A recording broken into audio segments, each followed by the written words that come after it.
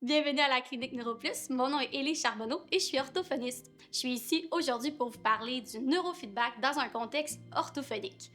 Pourquoi on ferait du neurofeedback pour les motifs d'orthophonie? Tout d'abord, j'aimerais vous présenter les différents motifs de consultation qu'on voit en clinique. Tout d'abord, j'ai des clients qui viennent ici en orthophonie pour le neurofeedback pour ce qui est des troubles acquis du langage. Qu'est-ce que c'est? C'est des troubles du langage souvent suite à un AVC ou à un trauma crânien.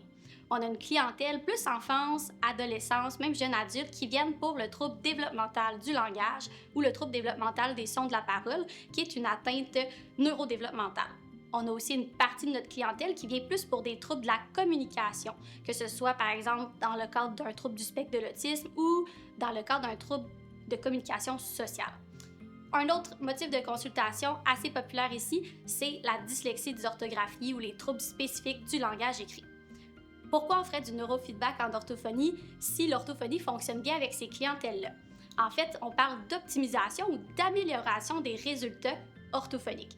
Ce que ça veut dire, c'est que si on fait de la réhabilitation, de la réadaptation, un suivi en orthophonie, c'est sûr qu'on va obtenir des résultats, mais parfois, c'est pas suffisant pour avoir une bonne qualité de communication ou pour avoir un bon aspect fonctionnel de notre vie de tous les jours.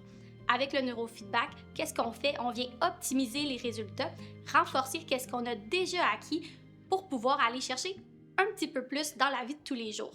Ça peut aussi servir comme préparation à la réadaptation en attente de service.